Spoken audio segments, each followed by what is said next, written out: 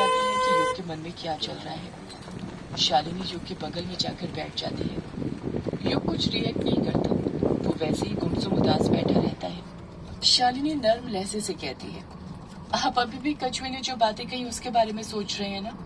युग तुरंत शालिनी के चेहरे की तरफ देखते हुए कहता है, तुम्हें कैसे पता शालिनी? शालिनी अपने चेहरे पर मुस्कान लाते हुए कहती है, मुझे नहीं पता होगा तो किसे पता होगा? युग जी, मैं आपकी रग रग से वाकिफ हूँ। युग पलटकर कुछ नहीं कहता है, वापस से गुमसुम हो जाता है। युग और शालिनी के बीच खामोशी छा जाती है। कुछ देर तक यही सिलसिला जारी रहता है। कमरे के अंदर इतनी खामोशी थी कि युग और शालिनी दोनों ही एक दूसरे के दिल की धड़कन को साफ सुन पा रहे थे। युग अपने सामने की दीवार को देखते हुए कहता है, क्या तुम्हें भी यही लगता है शालिनी कि यामिनी सिर्फ मेरी इमेजिनेशन में थी, ऐसी कोई लड़की नहीं थी? शालिनी युग को समझाते हुए कहती है, आप ऐसा क्यों बोल रहे हैं युग जी? आपने जितने प्यार से यामिनी के बारे में मुझे बताया है, उसके चरित्र को तराशा है, उससे हो ही नहीं सकता कि वो बस आपकी इमेजिनेशन हो।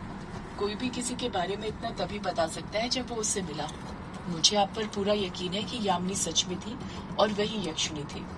युग नम आंखों से कहता है, अगर यामिनी सच में थी तो अब जब वो लौट आई है तो मेरे सामने क्यों नहीं आती? युग की आंखों में नमी देखकर शालिनी भावुक हो जाती है। उसकी आंखें खुद नम हो जाती है।